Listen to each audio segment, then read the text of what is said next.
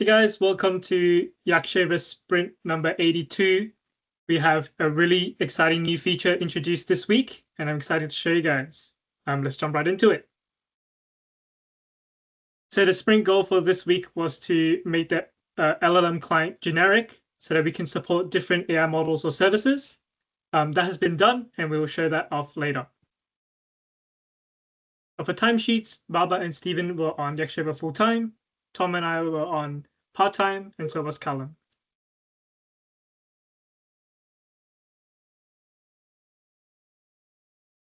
Now let's jump right into the PBIs. So the first one was to make the LLM client generic. Stephen, do you want to go into more details about this? Yeah, sure. So this PBI was requested by Alvin because he mentioned there was a Chinese client very interested in YakShaver, but they are not able to use OpenAI, so they want us to support multiple large language models. So basically, this is done by adding a new SDK, AI SDK, to supporting the abstract of different language models, and this is done. So if you scroll down a little bit. Yep. Yep, there's a screenshot. You can see now we are supporting DeepSeek. There's a health check creating with DeepSeek at the moment. So basically, with this implementation, we can easily add in more different other language models, not limited to DeepSeek. Yeah. Any questions? Yeah, so it looks like you just have one text box for the API key. So if I have DeepSeek selected and I put in an API key for that, and then later on I change to another one and I change back to DeepSeek, does it still remember my API key? At this moment, it's not remembering your API key, but it's going to be a feature in the future. We can add into PBI. Yeah. Thank you. If you don't pick a provider, is there a default provider and API key already working, or do you? No. Do you have the part of the setup will be okay? Now subscribe with some kind of API, your API of choice. It feels a bit technical. Because currently YakShaver Desktop is a free app, so we don't provide any language model service. So the user has to provide their own API keys at the moment. Okay. Isn't the desktop app likely to end up being the main interface with YakShaver? Isn't it our premium offering rather than our budget offering?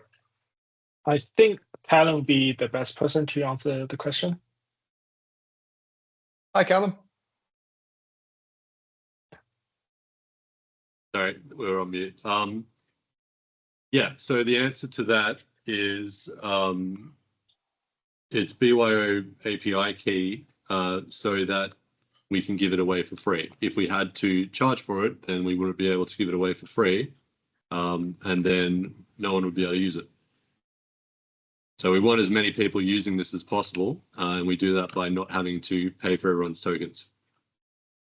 Okay.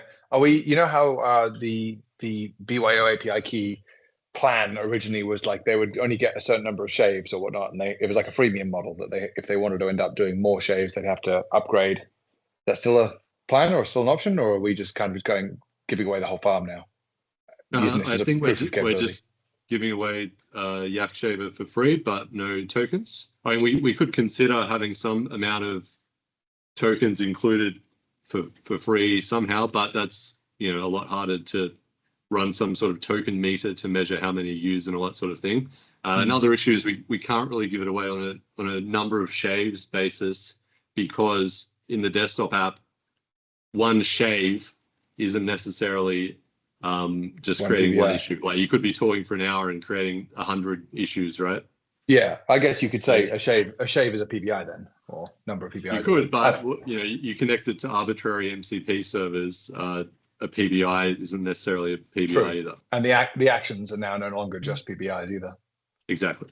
So I mean, yeah, that's okay. Well, we can revisit it. We can revisit it, but Yeah. it's a lot easier to say it's BYO API key than to figure out how exactly we're going to do something like that. But yeah, it's something we could revisit in the future. It also potentially reduces clients' anxiety about using AI, because if they've already got some use of AI, like Azure AI or whatever that they trust, well, they're just using it's the same exact stack vector, so they just plug in the one they already trust to this. So that's pretty cool from an engagement point of view. And hopefully in the future, with local LLMs running on the same machine that you're running the YakShaver desktop app on as well, that would be cool. Oh, that'd be so cool. Yeah. Yeah. Okay. Hopefully I don't know if we're going to make any money out of it, but it's very cool. Yes. The idea, by the way, of monetizing this thing is not actually to charge money for running shaves through YakShaver desktop. It's to charge money for accessing the portal, because having a consistent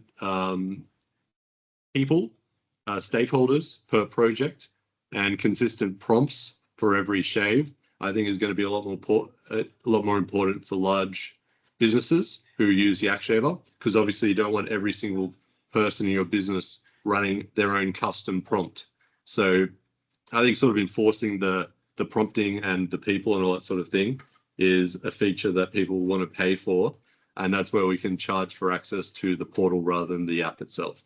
Interesting. Mm-hmm. So then are we more on a per seat basis than a per usage basis at that point? Potentially, yeah. Yeah. Interesting. Okay. Nice. Yeah.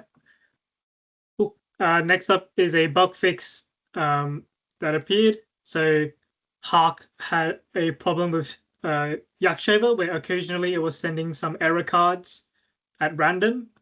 And Stephen and I investigated this and we fixed it. It was to do with the name change. And there was also a previous hotfix that also introduced the Spark. So we fixed this one up. Another one I'd like to point out is this one by Tom. Would you like to go into more detail about this one? It's on the portal. Oh, you're muted, Tom. Sorry, thank you. Just open up the old picture.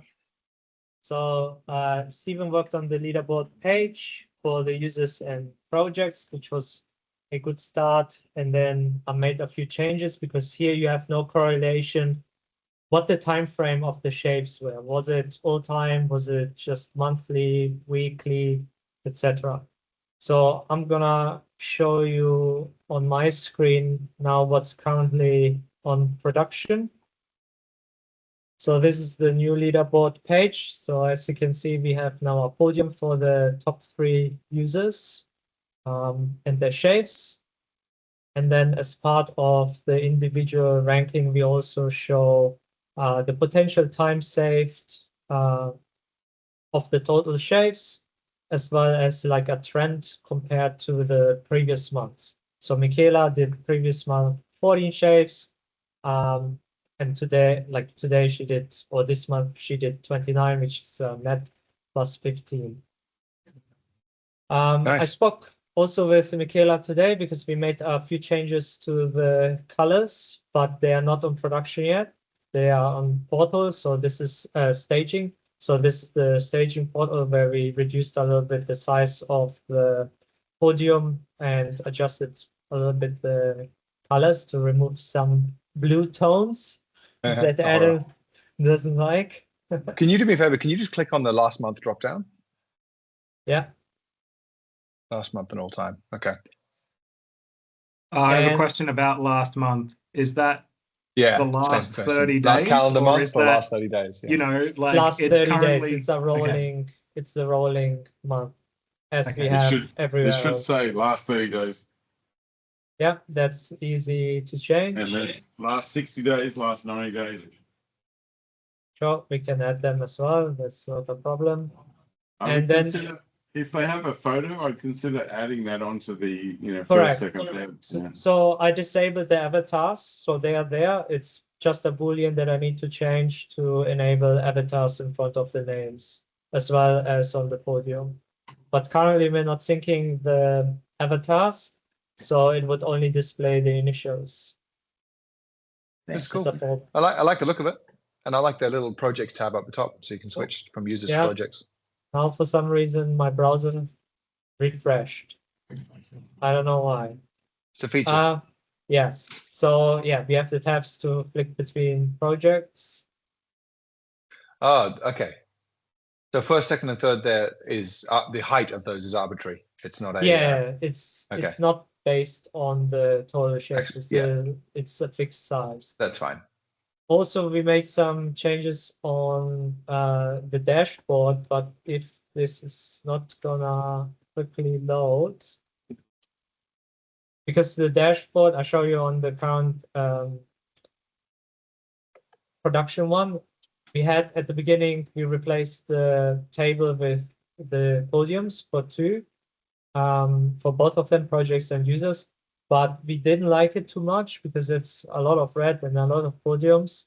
So we changed the projects, only the projects, back to kind of a table view, which I hoped I could show on this one on staging, but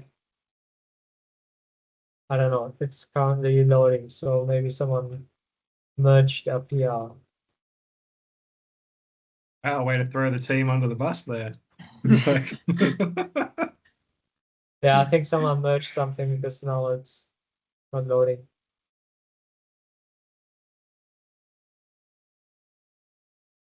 So, any questions?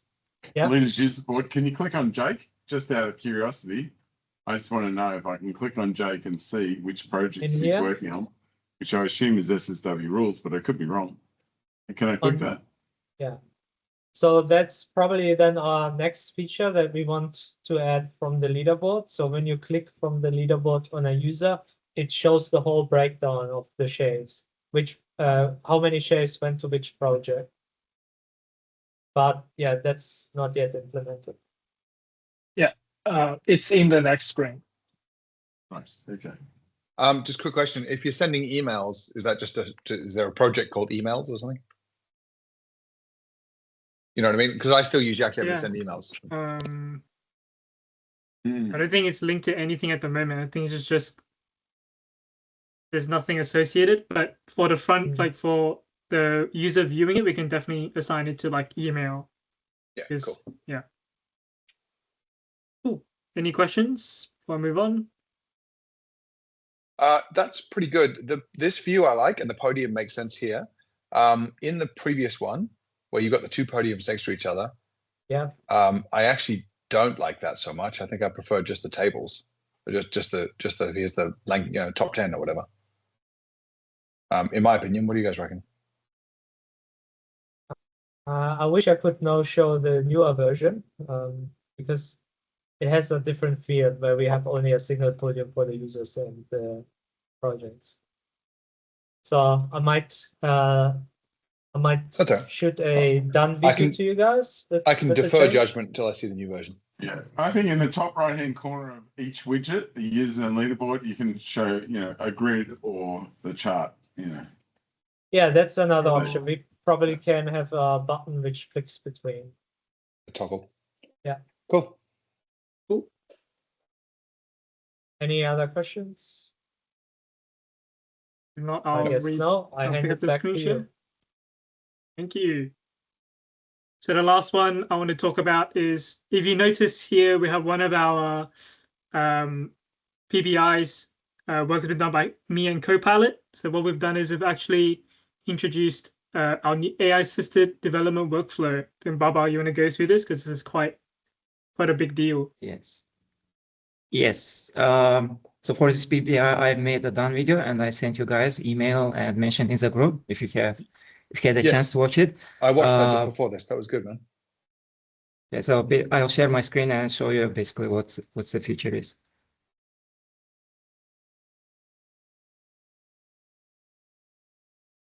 Okay, so I created settings page and moved all the configuration into this page. And here now we have new releases settings where we can see current version we are running.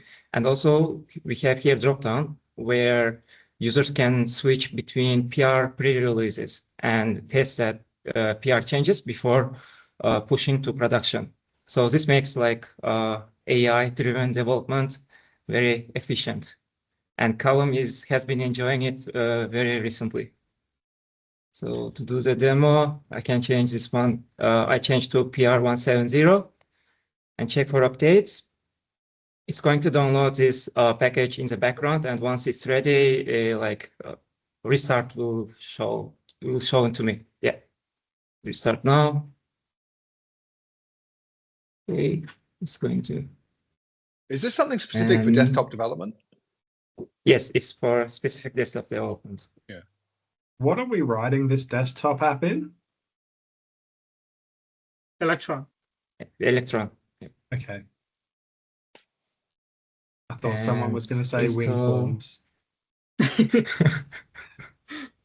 Okay, so install completed, and if I open settings again, now I'm in beta version for 170 PR, and I can test the feature easily without going to GitHub releases, downloading that installable and installing it, and blah blah blah. Yeah. So that speeds you up a lot for vibe coding stuff and seeing if it worked, right? Yeah, yeah. That's awesome. Yeah. Is this, by the way, is this problem already solved for web applications? I think the equivalent in a web application is like an ephemeral environment where you've got a PR and then it sort of creates an environment with that deployed. But since is that like a desktop, is that like a local host thing? No. It's like Tina. You know how Tina does it? Sorry. You know how if you raise a PR for Tina, it gives you a link in the pull request that says you can click on this link and go and see these changes in this like other environment? Yeah. So it's like a staging environment. Yeah, but it gets spun up per pull request and then it gets destroyed when that pull request is merged. Okay, and so for desktop development, there's no equivalent. So this is a way to instead of spinning up and destroying, we just create a build, and then this feature allows you to easily swap between builds without downloading and reinstalling everything. Well, customers really want to do this. No, not at all. It's just for us. It's for us. Oh. Right. Yeah. And so you built right into the UI, so it's just there. Yeah. They'll see it. I think they could hide it or turn it off, or maybe they want it. I don't know. Wow, that's so unique. So here we have pre-releases for each PRs, and so we can download from here or just use it from the app. And this pre-release will be cleaned up after PR is closed or merged. Is there a way that you can exclude a particular PR from creating a release? Not yet. Currently, it's triggered in every PR, but yeah, we can add it. We could just add a filter that if it doesn't touch the app code, then don't do it or something like that. What was your use case you were thinking, Luke? Well, I don't know when this is going to go outside of SSW, but I'm just thinking if there are changes that you don't want people to be able to just select and start messing with. With Tina, we do it. You have to mark on GitHub, you mark the pull request with a certain label, and that label will trigger a release on like the NPM registry and create a version like this for us so you can test. So I guess if you want it most of the time and you don't want it, sometimes you could do the inverse of that and put a label to not do it. Yeah. Maybe. I don't know. I mean, the whole thing is open source anyway, the desktop app, so I don't think it's a big deal. Right. Good. Yeah, that's all. Cool. Any other questions before I take over the screen share? That's really interesting. So, sorry, who's working on the desktop app? In total? The whole team's on a bunch of you on the portal? It's not like we have a desktop app specialist and a portal specialist where I think everyone's sort of just taking either task as they come up. So this is going to affect everyone then. You're all going to be using this to test your work before you deploy. Yeah. Cool. All right, nice. Yeah, so all these ones created by Callum were done in conjunction, so he's able to test them on the app immediately to see if they work, and then if they look good, you'll pass it on to say, hey, have a look at these PRs. Any question on the done PBIs before we move on? Anything that catch your eye? No, I think that's good. No? Okay, move on. Baba, would you like to go through these? So line coverage remains the same for the last sprint at 28.2%. And we have made one production deployment to our Teams app and 2 production deployments for our YakShaver desktop app. Thank you. And Stephen, the health and leaderboard. Yeah, for the health for the, last week we had a spike, but it was false alarm because we were fixing Hawk's issue, and we manually expired his subscription. That's being picked up by the health check. That proves the health check is working. And also for the leaderboard, we had Mikela. He had a 29 shakes, followed by Jake, 26, and Rick Su at 23. And then Adam, 21. Can I just double check? Is Rick using that on his client project? I don't know. I need to ask him. Yeah. Yes, he's not working. When we update the portal to show, you'll be able to check, I guess. Yeah, Yeah. yeah. But I have a feeling he is. Yeah, okay. With the roadmap, YakShaver agent went up by 3%. So we've done a few more issues, but we've also found a lot more improvements that can be made to the app. Backlog stats. So we had 68 new PBIs as of today. 74% of them have the YakShaver label, so that's an improvement. 33 completed PBIs for a net change of 35. And for R&D, we had Baba on the AI-driven development, so generating a build for each PR to test in the app. And for AI tools, Baba has stopped using Cursor and has switched from GPT-5 to Claude Sonnet 4.5. And Tom, you're going to go through the tenant stats. Hey, Baba, why'd you switch off Cursor? My subscription didn't even last for 1 month. Oh, okay. So, right. Yeah, so I switched it. So now to the tenant stats, we have a total of 34 tenants. We had 2 new signups for this week or during this sprint. The number of active tenants hasn't changed, still 3. And the total number of shaves, we have 16 this week, which is a net plus of 14. That's non-SSW shaves, right? Those are non-SSW shaves, correct? Oh, wow. Should we update that text to say non-SSW That shaves? is great news. We are That's awesome. getting some lift off. Yep. And then SSW shares, we had 72 this week with a net plus of 28. And also, Louis sent us some results of the feedback campaign that we had. We had 2 responses so far. And yeah, so hopefully we get in the next few weeks some more responses. This is great news. Would you be able to put that in a table with 3 or 4 columns, which just says last week's number and this week's number, and just bold this week's number? I just find it slightly hard to read. And the second one there says active tenants 3. So that means we got no new tenants. We had 3 last.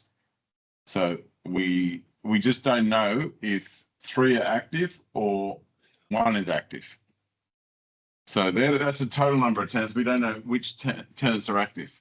Right. I imagine there are different 3 to last week. I guess the wording can be changed a little bit. I'll fix up the wording before I send it off. Can I check my understanding? My understanding is we have 34 tenants and 31 of those are not active, but 3 are. So the non-active means they haven't recorded since last sprint anything. So yeah. And the 3 ones they have within this sprint or the previous one. That's not quite right, but because the number of tenants is just anyone who's signed up or, downloaded the app. And then active is people who've actually finished the sign up process. So they were able to go through the whole thing and get all their users and have at least a project to shave to. Okay, cool. Cool. Any questions on the tenant stats before I move on? No. Cool. Yuli, would you like to go through the Copilot stats? Sure. Well, by the looks of it, Lewis and Callum did most of the talking, with Tom chipping in for a third place. Then Stephen, then Bubba, and then Willow was completely silent until she chipped in for about half a second and then went silent again. I think that was actually a cough. So yeah, right. Yeah, she sneezed. All right. So looking at what Copilot thought of the sprint review and what the main action points were. So the main action point is to merge the top 4 features required for canary testing sign-off, undo redo functionality, user confirmation for MCP actions, support for local MCP servers, and related improvements. These are prioritized to enable canary testing approval, with other items considered nice to haves if time allows. Is that a good characterization of what you guys think you're doing next? That's it. So quick thing, wouldn't it make more sense to have this part of the email be in the planning? Because it's not about the review, it's about the planning. That's a good point, but we're about to get there anyway. So yeah, yeah. I guess this is a summary, executive summary of what we're about to talk about. It's foreshadowing. Yeah. Yeah. Dun, dun, dun. Yeah, I guess we could have one for each. What was worked on, what will be worked on next. Yeah. Yeah. Maybe I'll do it that way. It's a good idea. Cool. All right. Thank you, Yuli. Thank you for that, Yuli. Next up, Callum, would you like to go through the sprint retro? I'd love to. So let's see, bolded points. Firstly, I said the AI development workflow is awesome. There's a lot less friction to get features up and running. I think basically now, if I've got a feature I would like in YakShaver, instead of creating PBI, I just create a pull request and then ask the guys to review it. So that's a lot cooler for me because I can use it right away. I think the jury's still out on whether or not this approach is better for the team, but we'll find out next week when we start merging in these pull requests. Next one, Tom says... Callum, I don't understand that. So are you saying that rather than yak shaving, you're going to go into Cursor or something and give that the task? Yep. Right, okay. So I go to Cursor, I say, hey, change YakShaver to give it this feature that I want, and then it creates a pull request. Right. Okay. And then what they've done will allow them to test that more easily. So I can use Bubba's feature to swap to that PR once it's built and then test it out immediately. All right. Cool. I'm lost. Cookie, can you explain how you're going to use YakShaver in the future? So he's not. So you know how they get those new builds when a pull request is raised? Yeah. So essentially, Callum just gets to tell AI to build a feature. He doesn't bother testing it himself. He literally then just raises a pull request so that whatever vibe coded feature was created now generates a new set of binaries. And he says to the team, hey, go and switch your version to this beta version and test this feature for me. No, not quite. I test it until I'm happy with the feature, and then of course. Sorry. Yeah. Sorry. You said I don't test it. Oh, sorry, I misspoke. Maybe I heard it wrong, but it sounds like you're vibe coding into the main. No, vibe coding into a branch, asking the team to review the pull request. Oh, so somebody is physically reviewing the pull request before you can test it. No, I can test it immediately, and when I'm happy with the feature, then I ask them to review it. So you vibe coded without reviewing your own code, and you've tested the functionality works. You don't know whether the code is an abortion. Correct. And somebody else will tell you. Yes. Right. So that means that you can have anybody that's a non-coder make features, check that it solves the problem and it works, and then go through the quality gates of the code. Correct. That is really out there. Well, the missing step what's that, Yuli? I was going to say the missing step now is to link YakShaver to that, so I can just YakShave to Cursor, or Well, you can do that as well. That's what Lewis showed. Lewis, one of the things that we did this week was we went from YakShave to Copilot directly, and then Copilot to the build. So that's another option as well. Yeah, GitHub MCP has a specific command to assign a PBI to Copilot, which will pick it up and create the PBI and everything. So if I think the change I'm asking for is easy, I'll just assign it to Copilot, and then the devs will go, "Yep, that's a good change," or "No, they've stuffed it up. I'll do it." Exactly. Yeah, exactly. Gimme, go live immediately. Yeah, that's only a premium feature, Yuli. This is experimental, and I'm acknowledging that, but I just was keen to give it a go and see, how it works. Are we ready for it now with current models? Did anyone on the team say this is nuts? Nope. No one. Did anyone think it was a bit crazy? I think it's cool. We're super well set up. We have a model picker, and we have the ability to talk directly to the model at the time just before Gemini 3 is released. Like this is chef's kiss. Is not even reading his own code that got auto-generated. Correct. Well, he's not on the project. Let's remember that. Like he's doing this in his own time. I'm sorry, you're misunderstanding what I'm thinking. I'm thinking of clients doing this. Yeah. I guess. Yeah. Which obviously would be great. But that's why it's an experiment to see is this viable, or does it actually create more work than if I just created a PBI? That's that's what I'm. Yeah, the rubber hits the road when one of you devs start reviewing the vibe coded stuff that you didn't even. You're not even sure what the commands were for the vibe coded stuff. Yes, I am. I've updated. That's another change that we did. We didn't put that in the sprint review, but I updated the format of the pull request, the template, so you actually paste in what your prompt was and the model that you used into the pull request template. Oh, that's better. So if Bubba gets your one, he can see what you were trying to do, and then what code was generated. Yes. Oh, that's much. And by the way, this is hopefully going to create some rules to better vibe coding with AI or something like that as well. So this is all a big experiment. This could be one of the best rules pages ever, because vibe coding is so cool, except for the mess it makes. Yes. Do you know, Adam, we've already got a team on client work using Copilot heavily in this way, except they are still creating PBIs, but then they're just tagging Copilot on those PBIs. Is that the one I'm thinking of, or is it a different? But they're very, very senior engineers. We can't say what it is. We would never let crap. They would never let any crap into their project. So it wouldn't matter. They're using Copilot for fun. But Callum is using it with blindfold on and trusting that, say, Bubba, Tom, or Lewis have a good quality gate there. Yep. It makes sense. Find out what happens. Take Callum out of the equation and add me in, right? So someone who wouldn't have a clue if the code's good or not. That's right. Yeah. That's why I'm not looking at it, because if I looked at it, it would invalidate the experiment. I'm really happy that the dev gets to see the intent with the prompts. I thought that they weren't, and you could just have a mess of a massive PBI,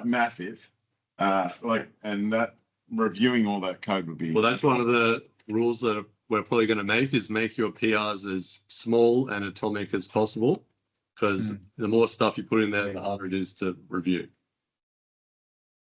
But Adam, you can just get Copilot to review the PRs as well. You can. Loop closed. Yeah, you can. You joke, but actually Google did come out with that tool. Specifically for security flaws. And Copilot does a good job as well. I mean, all our pull requests get heaps of Copilot suggestions, and we can integrate all those. And that's a good helper, I guess, to review the PRs. Anyway, let me carry on with the sprint retro. Tom says, Callan's AI workflow looks pretty decent. He needs to write a rule and share the setup. Next step is improved testing, documentation, and automatic end-to-end through Playwright MCP. And I agree, that would be cool. A bit harder to set up though, which is why we haven't done it yet, but we can probably get an agent on that. Next one, Tom said, Stephen did a good job implementing AI SDK. That's the thing that lets us swap between different models. So basically we implement that, and then that lets us drop down and pick a different model. So we just do it once and hopefully it connects to everything. Lewis says, new YakShaver customer using Teams app a lot, and we got some feedback. By the way, that feedback was, this was feedback for the original Teams app. They want it to support Jira, which I guess we already knew was an issue. And they also found that the current YakShaver is too opinionated, and they can't really do things outside of the narrow scope of what it supports. So I guess the good news is both of those issues will be solved once we roll out this desktop app. Who said it was too opinionated? One of our customer feedback forms indicated that. I want to know who that person was. Well, I can show you who it was, but I'm not sure I should say it on the video. Okay. And Tom, I said received user feedback. Yeah, so obviously getting that user feedback is cool, and hopefully we'll continue to get some more. What didn't go so well, so we hit a quota issue that took down YakShaver. We should have had warnings ideally before that happened. We did figure out it was isolated to only 4 users. We contacted each of those 4 users and asked them to reshave through the portal. So I think we're all good now. And I think we now have a better control over the quota, so it shouldn't happen again, right? Mm-hmm. Something about that outage is weird. The fact that they had to, like, 4 people had to be impacted rather than as soon as the first impact happened, alerts didn't go out to you guys. And I think on the 4th time you found out because they contacted you. That's what I think we reacted pretty quick. The issue was it happened during lunchtime. We had to track down sysadmins. There was a bit of back and forth. So we were on it right away, but it just took a while to sort out. A team that has like a health check page, you can go to check whether everything's healthy. It would obviously be awesome to go to the YakShave health page to see, oh, that tenant is out, not everything is out. Yeah. I don't know. It's tricky. The specific problem in this case was you allocate like a monthly budget, and we hit the monthly budget, and that's why no one could check. Yes. And I think we need to. I don't know if that can be displayed on the health check page. Well, we want to have the conversation before it happens. Yes. Also, I know that it happened and you were just about to do a daily scrum and you continued the daily scrum. Yep. Do you think that you were all cognizant? Let's make this daily scrum super fast. We have an outage. Lewis? Well, I informed the team in the chat before that, and I was trying to resolve it as we're doing daily scrum. And I was getting opinions from people. You left early, right, Lewis? Yeah, I left early to go call the sysadmin. Right. Okay. All right. If that's how you dealt with it, yes. All right. We're about to do the daily scrum. Let's do it. And I've got to talk about this. Anybody else want to talk about anything related to this outage? Great. Before I go ahead and solve it and leaving the daily scrum, that makes sense. Yeah, I think that's basically what happened. Were you planning on only making sure that error message got into an issue before working on it? Sorry, turn that error message into an issue? Did you make sure the error message, the specific error message, was in an issue before working on it? Like a GitHub issue? Yes. No, I just looked for it on App Insights, and then I was just working trying to fix it. I didn't bother creating an issue. I really do think that you can be working on that as long as you have a second person there making sure the issue is being created with the exact error message, because I want to be able to search that error message later if it comes up again. If it happens again, we can. Must be the exact error message. Yeah. Okay. Makes sense. Cool. And then what needs to improve next time? So I've suggested we need to implement some more best practices around the AI development that I'm doing. So that starts with defining an agents.md file, which is basically the set of instructions that an agent follows every time it works on the project.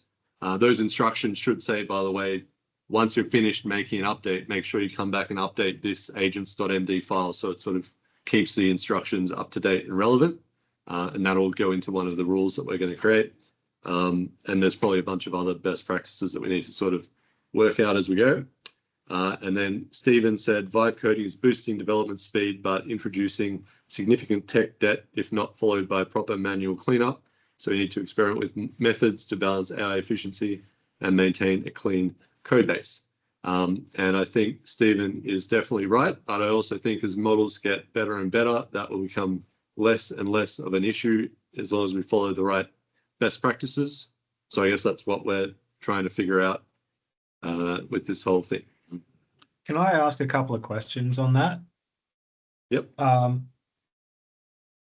curious, like, are you being maybe a bit too ambitious with what you're trying to ask AI to do in a single prompt? I don't know. We'll find out next week when the guys review all the PRs.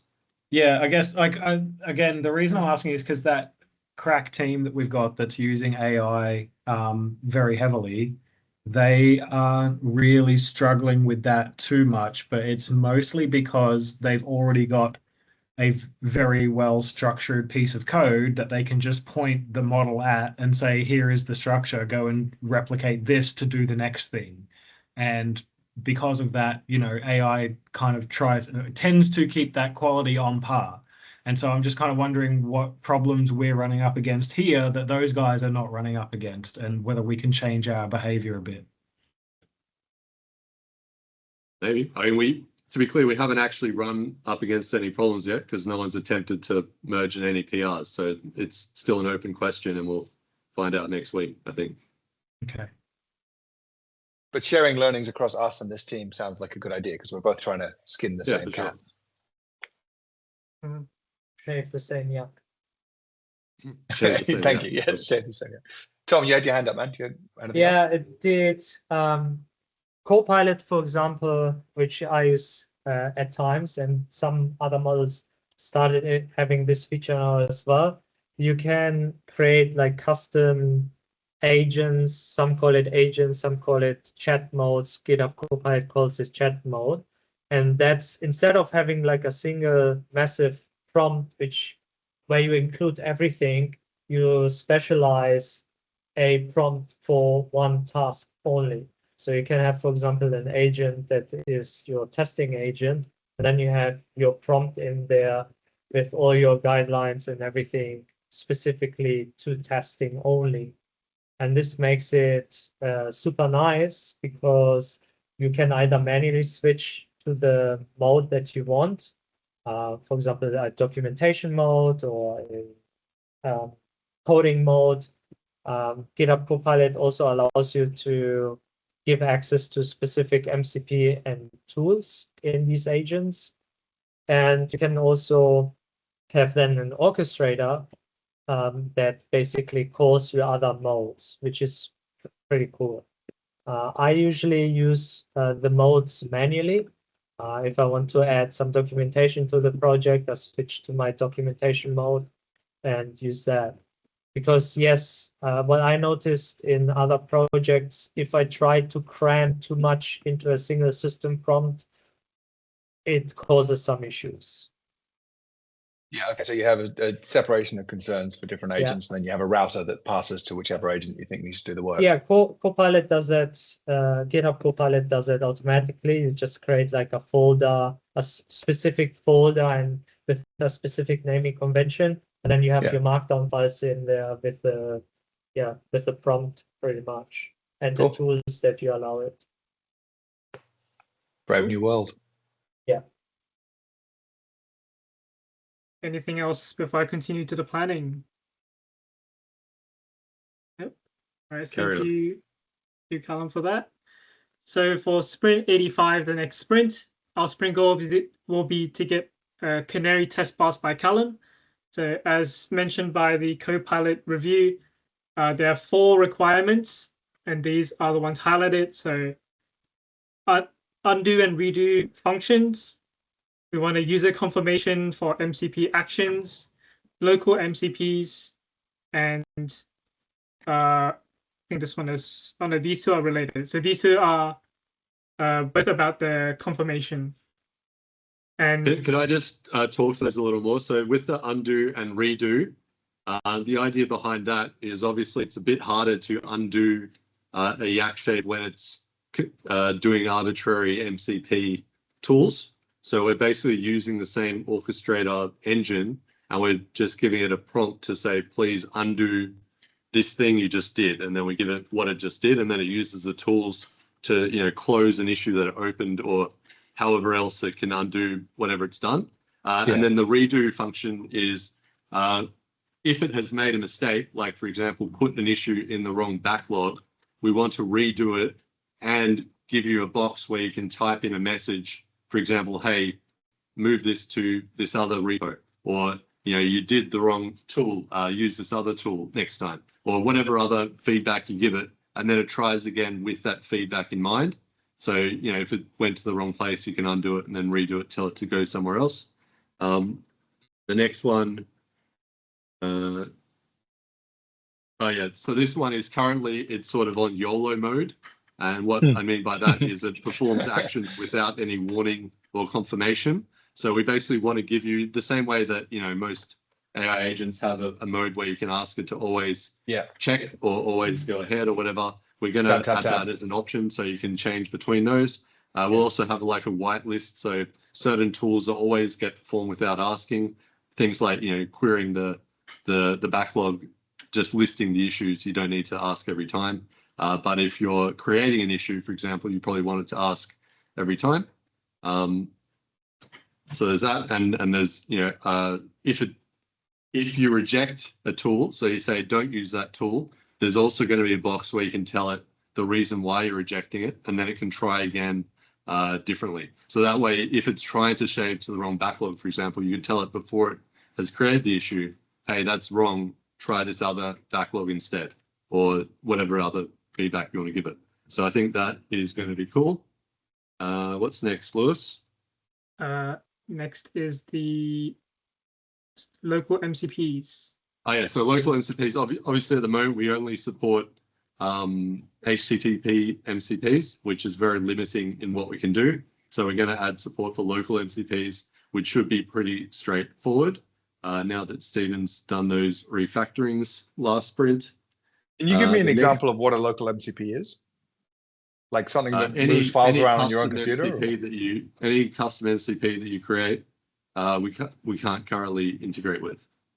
So somebody might create it if they had their own homegrown bug tracking system or something. Yeah.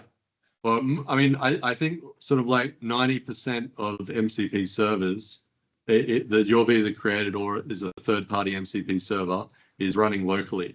So really, if we only support HTTP, we can only support the big guys like, you know, GitHub and Jira, but we can't do anything else.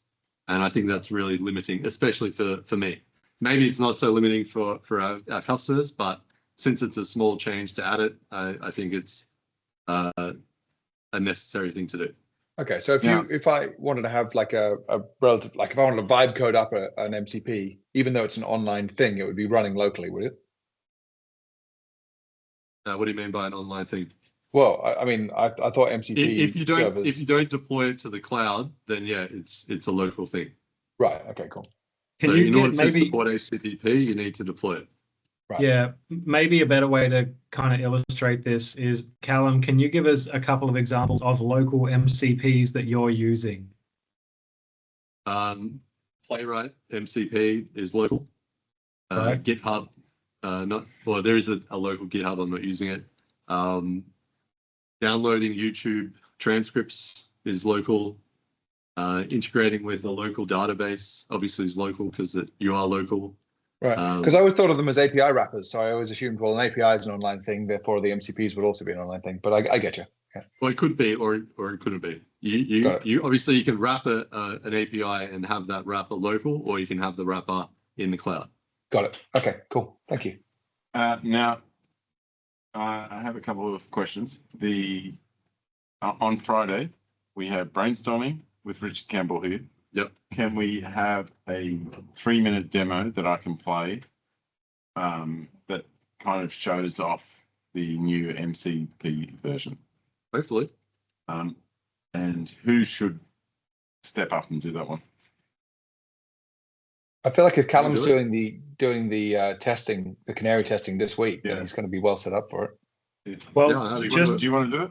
if no one else is good for it, I'm happy to. Is there anything you want from anyone to support you so it's easy for you to do it? Not really. I think I can just show what I've already tested, and it all looks pretty good. I don't know if you guys have seen, but I've also been doing done videos with YakShaver. I think that's a really cool use case.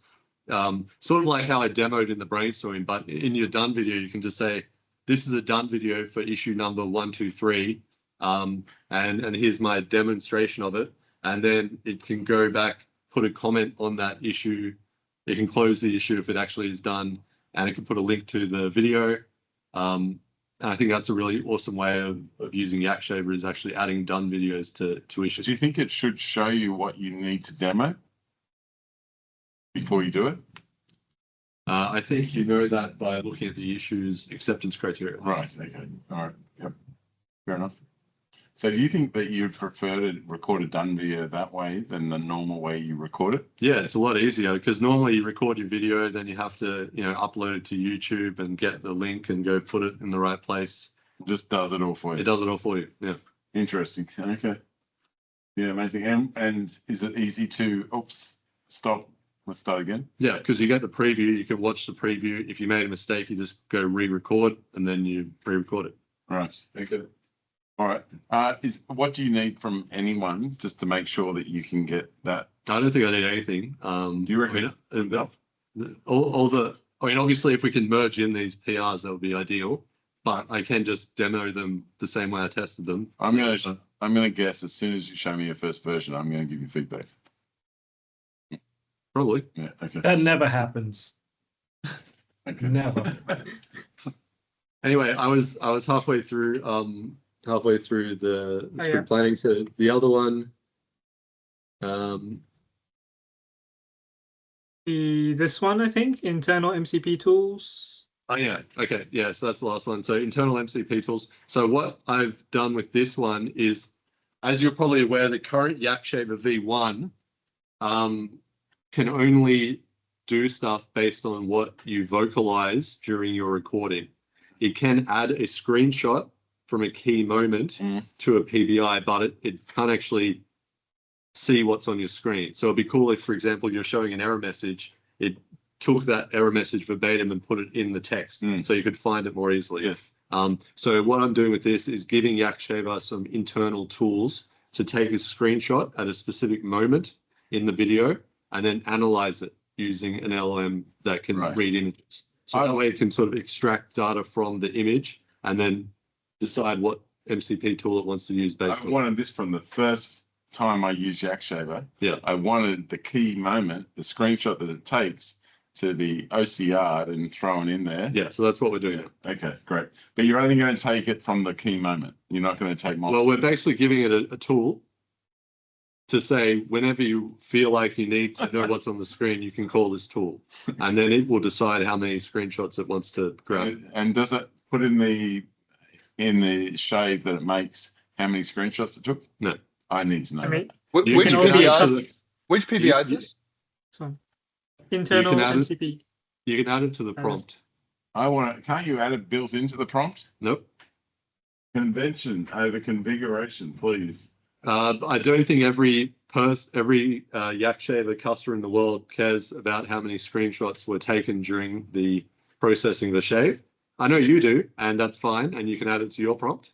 But that's one of the cool things about YakShaver Desktop is you can define your own prompt. Yes, and it's less opinionated. FYI, that's the same way that if you use voice mode and turn on the camera, it's the same thing it does. When it thinks it needs to know what's going on, it takes a screenshot and figures it out. Oh. And Really? it's the same way that computer using agents work. Like, it's quite a common thing now. Basically, any video like inference tool is not actually a video inference tool. It's a screenshot inference tool, and they take screenshots when they think there's a key moment. I'm just thinking, when I look at somebody's YakShave, I want that info. I don't want them to configure it, so I wouldn't care. So different people have different preferences. All right.